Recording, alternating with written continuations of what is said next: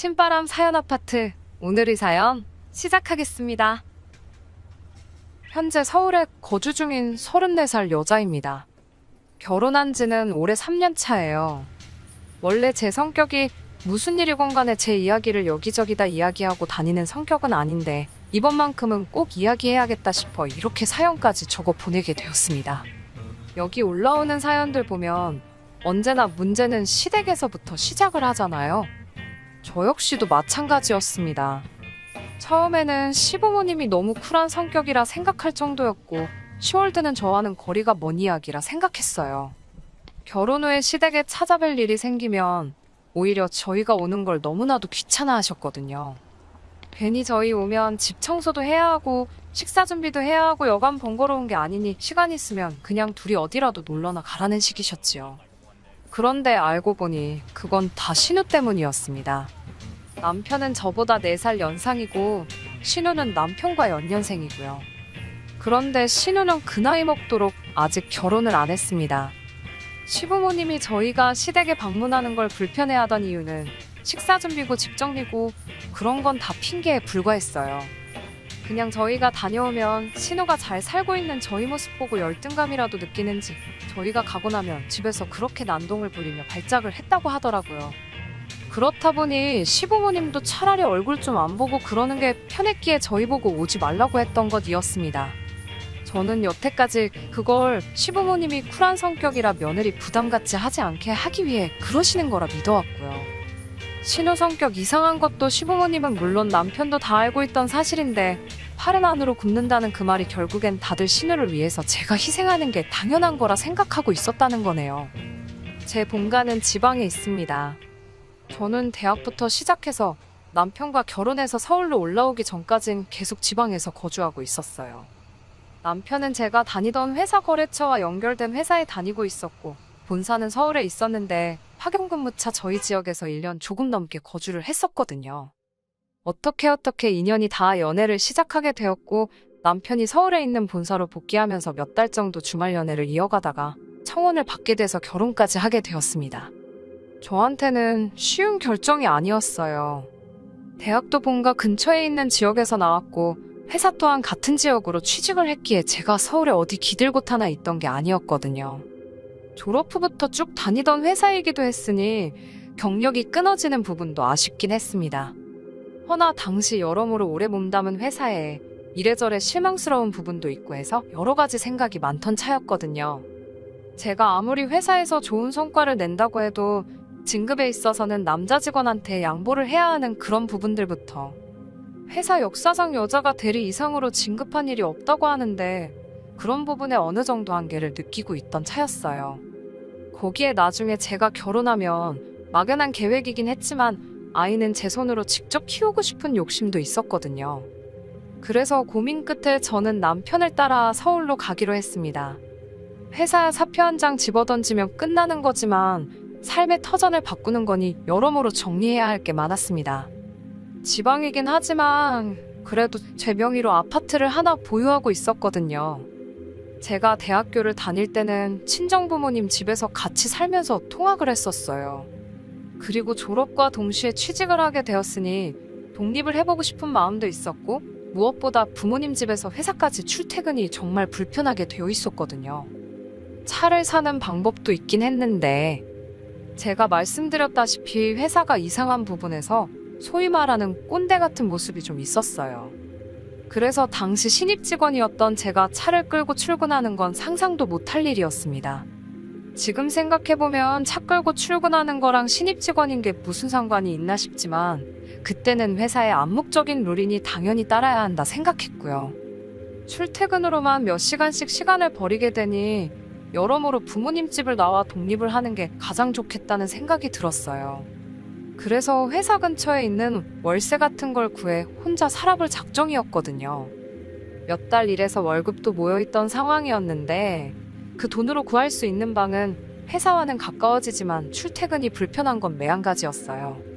그래서 회사 근처에 있는 신축 오피스텔 같은 곳을 알아봤는데 그런 곳은 또 보증금부터가 꽤나 목돈이 필요하더라고요. 월세는 월세대로 비싼 느낌이고 관리비는 관리비대로 이중으로 돈이 나가니 출퇴근 좀 편하게 하겠다고 돈을 버리는 느낌도 들었고요. 그렇게 고민하던 와중에 친정부모님께서 상황이 그러면 월세를 구하는 게 아니라 아예 자가로 집을 하나 구하는 게 어떻겠냐 하시더라고요. 전세를 구하는 방법도 있긴 했지만 부모님께서 이리저리 같이 알아봐 주시다가 투자 가치도 조금 있어 보이는 아파트를 골라 그 아파트를 매매하게 되었습니다. 친정부모님께 6천 정도의 목돈을 지원받았고 나머지는 제가 모은 돈에 은행 대출을 껴서 제 나이 25에 내 이름으로 된 집을 갖게 되었지요.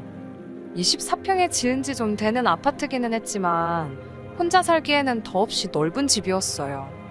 값도 합리적이고 출퇴근 문제도 해결되고 월세 나가는 거나 대출이자 내는 거나 비슷하겠지만 그래도 언젠가 이 집이 내 것이 될 거라는 생각에 이자 내는 건 아깝지도 않았습니다. 그 후부터는 열심히 돈을 모으며 빚부터 갚아야겠다 생각해서 돈 모으는 것에만 열중했어요. 조금씩 아끼고 절약하며 살다 보니 5년 뒤에 은행 대출은 완전히 다 털어버리게 되었습니다. 남편하고 연애를 시작하던 시점에는 이미 은행 빚은 다 갚은 상태였어요. 이래저래 수중에 모인 돈도 꽤나 있던 상황이었고요. 그리고 남편의 청혼을 받아 남편을 따라 서울로 가는 걸 결정했을 때 집은 집대로 있고 저한테는 추가적으로 1억이 넘는 저금이 있는 상황이었습니다. 남편 또한 당시 회사 생활을 좀 오래 했던 상황이어서 결혼 자금으로 1억 5천 정도를 모아놓은 상황이었어요. 제 돈까지 하면 2억 5천이라는 거금이긴 했지만 사실상 서울에서 그 돈으로 집을 구한다는 건 불가능에 가까운 일이었지요. 그나마 다행이었던 건 시댁에서 어느 정도 모자란 부분에 대해서 지원을 해주겠다고 약속을 했어요. 그래서 저희 돈과 시댁에서 지원해주는 돈을 합쳐 3억으로 전세를 구하고 나머지 돈으로 결혼 비용 및 자동차, 그리고 혼수 등을 구입하게 되었습니다. 집을 정리할 계획이 있기는 했는데 제가 1억 2천에 들어갔던 집이 2억으로 시세가 올라 있었거든요. 거기에 더불어 제가 결혼할 때쯤에 막 지방에도 투기 열풍이 불던 때였어요. 돈 좀 있다는 사람들이 보따리로 돈을 들고 와서 아파트를 몇 개를 사가지고 갔다. 이 지역에 대규모로 재개발 단지가 들어온다 뜬구름 잡는 소문이지만 여러 가지 호재들이 많은 상황이었지요. 집을 정리해볼까 해서 찾아간 부동산에서 부동산 아저씨가 하는 말이 일단 주고만 있어도 4억 5억까지는 오르지 않겠냐고 일단 들고 있으라는 식으로 귀뜸도 해줄 정도였어요. 그래서 남편과는 상의 끝에 그 집은 정리하지 않고 일단 그대로 두고 있기로 했습니다. 원래는 제 집을 전세를 주거나 할 계획이었어요. 그 돈을 보태서 저는 신혼집을 전세가 아니라 자가로 들어가고 싶었거든요. 그런데 남편이 조금 부담스러워하기도 했어요. 아무래도 시댁에서 지원해주는 돈이랑 자기가 모아놓은 돈도 적은 금액이 아닌데 제 걸 다 합치면 여전히 제가 더 많은 돈을 가져오는 거나 마찬가지였으니까요. 그러던 와중에 친정부모님 집에 가니 집도 엄청 낡았고 오래돼서 불편해하시는 게 눈에 보였어요. 아파트 한 번도 살아보신 적도 없었기도 하고요. 거기에 따지고 보니 친정부모님이 돈을 안 도와주셨다면 저도 자가로 집을 소유하는 게 아니라 그냥 월세살이 하면서 살고 있었을 거 아니에요. 은행 대출이야 빌린 돈이니까 다 갚았지 부모님이 해주신 돈은 당연히 내 돈이라고 생각해서 갚지도 않고 입싹 닫고 있던 상황이었고요. 그 당시 6천이면 집값도 올랐지만 물가도 같이 따라 올랐잖아요. 그러니 물가 같은 것도 감안한다면 못해도 1억은 해드려야겠다 생각했어요.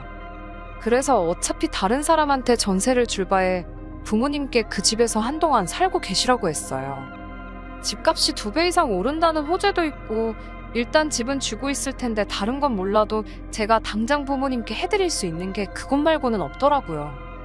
이러나 저러나 당장 제가 모은 돈은 신혼집 구하는데 다 들어가야 했으니 말이지요. 남편도 이 생각엔 찬성했어요. 어차피 다른 사람한테 전세를 줘봐야 남편은 그 돈이 부담스럽다고 할 테니 그냥 쥐고만 있을 돈이기도 했고 나중에 집값이 오르게 된다면 그 돈으로 부모님께 돈도 갚고 저희도 더 넓은 집으로 이사가거나 할 때 보탤 수 있으니 좋은 생각이라고 하더라고요. 들으셨다시피 트러블 하나 없는 결혼 준비라 저한테 이런 일이 일어날 줄은 상상도 못했지요. 결혼 준비하면서 헤어지는 사람들도 많다는데 저희는 모든 게 물 흐르듯 좋게 좋게 잘 넘어갔으니 말이지요. 신우와 결혼 전에는 딱히 만날 일이 없었는데 축의금도 일부러 그런 건지 3만 원만 내고 가고 집들이 때도 빈손으로 와서는 뭐 가구가 싸구려 느낌이 나네 하면서 처음부터 실렌트를 내서 대충 신우가 저를 안 좋아한다는 건 눈치를 채고 있었어요. 제가 뭐 잘못한 게 있는 것도 아닌데 왜 저러나 싶었는데 말씀드렸던 대로 자기 결혼 못한 히스테리를 부리고 다녔던 거였어요. 그런데 유독 저한테 살살맞게 구는 게 뭐 제가 모르는 게 더 있나 싶어서 남편을 추궁해 물어보니 그 이유라고 할 것도 엄청 보잘것없는 이유더라고요.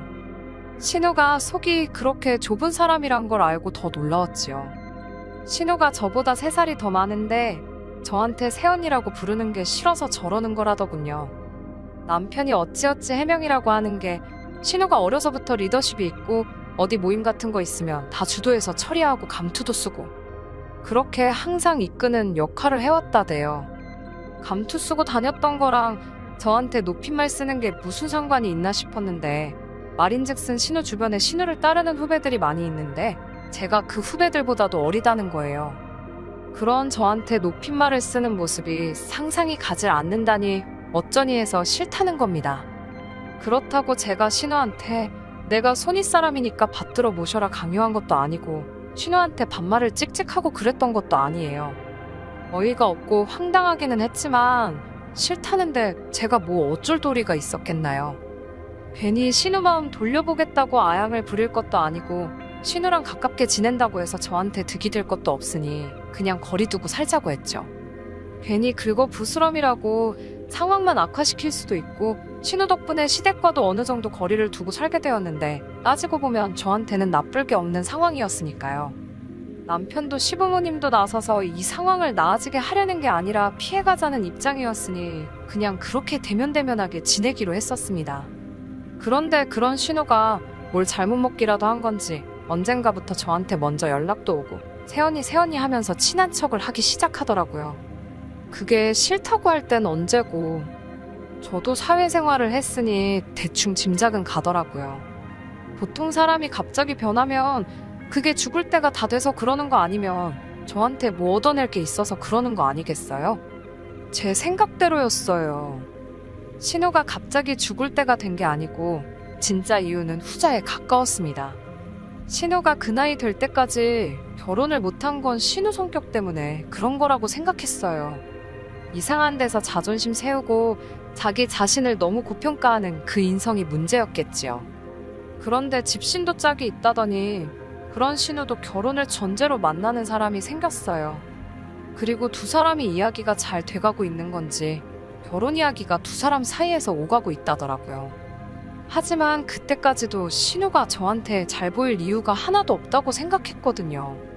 제 딴에는 신우가 결혼도 가까워졌으니 남자 쪽에 가정적인 여자임을 보여주고 싶어서 가족들과 잘 지내는 모습을 보여주고 싶어서 저러나 아니면 축의금으로 한돈 200만 원 정도 달라고 하려나 그 정도로만 생각을 하고 있었는데 제 예상을 아늑히 초월하는 부탁을 해오더군요. 신우가 계속해서 한 번 만나자고 자리를 만들려고 할 때부터 촉이 안 좋았어요. 아마도 신우가 저한테 뭔가 부탁을 한다면 그날 그 자리가 바로 그 부탁을 해오는 자리가 될 거라 생각했거든요. 신우가 정신을 차렸구나 생각하고 최대한 그런 쪽이 아니라고 생각하려고 했지만 역시나 안 좋은 예감은 틀리는 법이 없었네요. 집들이 때도 안 사온 휴지 선물 세트를 사들고 와서는 가족 좋은 게 별거 있겠냐며 너스레를 떨더라고요.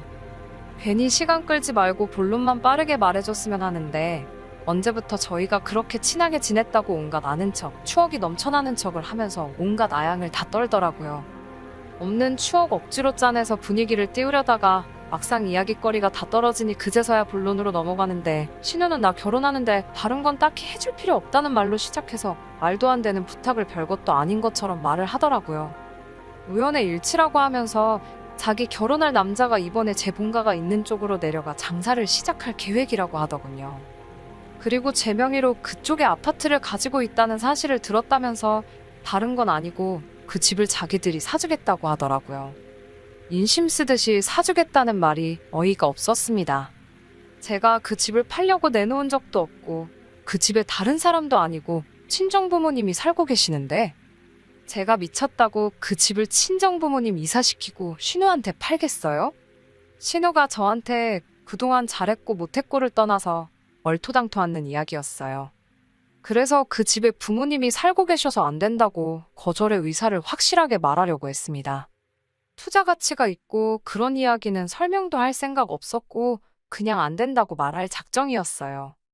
안 된다는 말을 꺼내려는데 신우는 이미 저한테 집을 사기로 한 것 마냥 제 말을 끊고는 더 어이없는 말을 하더군요.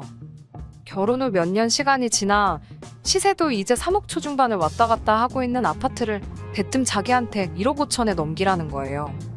세상에 애놀이를 해도 집값을 반 이상 깎아서 팔려고 하는 건 세상 어느 나라 개념인가 싶었습니다. 신우한테 그건 또 무슨 말도 안 되는 소리냐며 집을 팔 생각은 추호도 없었는데 1억 5천에 사겠다는 말을 들으니 더더욱이 팔 생각이 없다고 신우한테 집 이야기는 그만하라고 했어요. 시세에 곡절을 준다고 해도 팔 생각이 없으니 더는 물어볼 필요도 없다고요. 거절을 당하니 신우가 본 모습을 보이며 아주 입에 개거품을 물기 시작했습니다.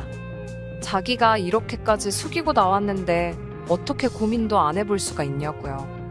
신우한테 입장 바꿔서 한번 생각해보라고 했어요. 그냥 금매에 내놓아도 3억은 되는 집이고 친정 부모님이 살고 계시는 집인데 신우라면 그 집을 반도 안 되는 값에 저한테 팔 수 있냐고요. 신우는 입에 개거품을 문 상태로 입장 바꿔서 생각해보라는 말 한번 잘 꺼냈다며 저보고도 자기 입장도 바꿔서 한번 생각해보라고 하더군요. 지 오빠가 결혼할 때 집에 있는 돈 다 가져가서 지금 이 사단이 난 거 아니겠냐는 거죠. 중소기업을 다니고 있긴 하지만 신우도 못해도 회사 생활 경력이 10년은 더 넘었을 텐데 모아놓은 돈 하나도 없다는 것도 이해가 가지 않았어요. 부모님이 도와주신 부분이고 집값이 오른 건 얻어 걸린 것도 있긴 하지만 저도 결혼할 때 1억 가지고 왔잖아요. 결혼할 때 시댁에서 지원해준 돈도 그래요. 그 돈이 결국 저희 신혼집 구하는 데 쓰이긴 했지만 시부모님이 그 돈을 저한테 주신 것도 아니잖아요. 그런데 그 돈을 들먹이면서 제가 그 돈을 받았으니 그 돈만큼 제 명의 아파트를 깎아서 자기한테 넘기라는 게 어느 나라 계산 방식인지 싶었습니다. 그런데 계속해서 신우는 저보고 그렇게 욕심부리면 말년이 험할 거라고 하면서 악담을 쏟아내더니 어디 한번 두고 보자는 식으로 으름장을 놓고 돌아갔어요. 자기 안 보고 살아도 좋냐는 식으로 말을 하고 갔는데 여태까지도 안 보고 산 거나 마찬가지인데 그 말이 통할 거라 생각한 건지 끝까지 어이없는 신우였습니다. 어차피 신우한테 그 집을 넘길 생각도 없고 한바탕 하기는 했지만 거절의 의사를 확실히 밝혔으니 다 끝난 일이라고 생각했어요. 그런데 집에 돌아오니 남편이 그래도 어떻게든 신우를 도와주면 어떻겠냐고 하는 겁니다. 신우의 억지보다 남편의 반응이 더 충격적이었어요. 신우랑 한바탕 하고 있는데 옆에서 거들지도 않고 상황만 지켜보던 것도 마음에 안 들었는데 이제 와서 저런 반응을 보이니 여태까지 같이 살던 그 사람이 맞나 싶었습니다. 생각해보니 앞뒤가 안 맞는 게 너무 많았어요. 특히 제 집에 관해서는 결혼 전에 시댁에 오픈을 한 적이 없었어요. 내 재산이긴 하지만 그거 가만두고 친정 부모님께 드리고 왔다는 식으로 받아들일까봐 싶어 숨기고 있던 사실이었거든요. 그런데 시부모님도 아니고 신우가 그 집에 대해서 알고 있다니 남편을 추궁하니 자기가 말했다 하더군요. 이번 기회 아니면 신우 씨 집은 다 간 거 아니겠냐. 성질 더러운 신우 등살에 힘들어하는 부모님 생각하니 그것도 딱하고 신우도 그 집을 싸게 얻으면 상대쪽에도 면도 살지 않겠냐면서 저보고 다른 사람도 아니고 가족 일인데 저만 조금 희생하면 모두가 편해지는 거 아니겠냐대요. 만에 하나 신우한테 그 집을 넘긴다고 한들 친정 부모님이 살고 계신데 그건 어떻게 할 거냐 따졌지요. 그러니 남편이 두 분이야 원래 오래된 집에서 잘 살고 계시지 않았느냐 하면서 적당한 월세 구해드리면 되지 않냐더라고요. 그 말이 끝나기가 무섭게 저도 모르게 남편 뺨싸다기를 한 대에 올려붙여버렸어요. 그 뒤로는 남편하고 말도 한마디 하지 않고 냉전 중이에요. 이 와중에도 생각 바뀌었냐며 저를 떠보는 신우 연락이 저를 더 열받게 만드네요. 파리 안으로 굽는다는 말이 딱 이 상황이네요. 억지로 반대로 꺾어봐야 부러지기밖에 더 하겠나요. 빠른 시일 내로 이혼 전문 변호사한테 상담 좀 받아보려고 합니다. 저도 강경하게 나간다면 남편도 마음을 돌리지 않겠나 싶네요. 궁금해하시는 분들이 계셔서 이렇게 후기 보내드립니다. 일단 남편하고는 완전히 이혼하게 되었어요. 생각을 바꿀 모습도 보이지 않고 반성은커녕 이런 걸로 이혼하자고 하는 제가 괘씸하다는데 더 뭘 두고 봐야 하나 싶더라고요.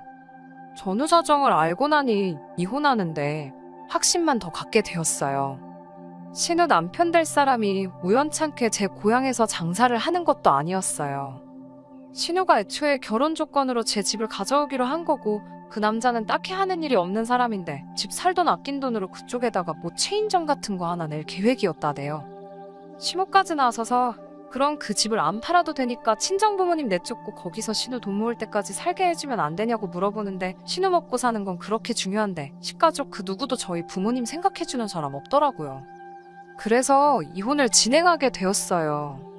남편은 오히려 이혼하자는 말에 기고만장해져서 재산 분할로 내 집 절반을 가져오겠다 으름장을 놓는데, 좀 알아보고 그런 말 좀 하지, 결혼 전부터 가지고 있던 내 재산을 무슨 수로 자기가 가져가겠다는 건지 싶더라고요. 덕분에 이혼은 오히려 수월했네요. 오히려 전세로 들어간 돈에 제 돈도 껴있었으니 위자료며 재산 분할이며 이것저것 해서 제가 가져온 게 더 많아요. 혼수도 그대로 들고 와서 제 집에다 옮겨놨고요. 남편은 남은 돈 들고 시부모님 집으로 들어갔는데, 시부모님도 이번에 꼭 신우는 시집을 보내야겠다고 생각한 건지 남편이 들고 온 돈 가지고 신우 시집을 보냈더라고요. 남편도 느끼는 바가 있었는지 저한테 연락해서 다시 합치자는 헛소리를 하더라고요.